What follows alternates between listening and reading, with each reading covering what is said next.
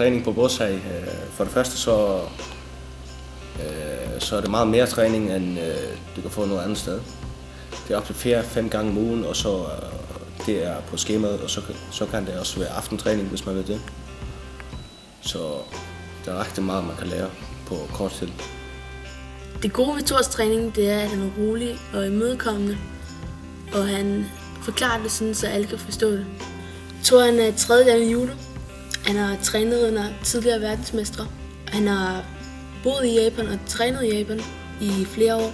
Ja, han har virkelig øje for de små fejl, som man laver. Ja, lige præcis. Lige præcis.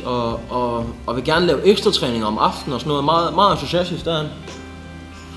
Og det er noget, der er rigtig fede for os, det er jo, at vi har udsigt lige ud til skoven, så vi kan se årstiden gå forbi, mens vi træner. Det giver os en meget speciel atmosfære hernede. Rigtig god træningsmoral. Det er også fordrer, at man har et godt miljø at træne i. Og det er Europas flotteste dojo.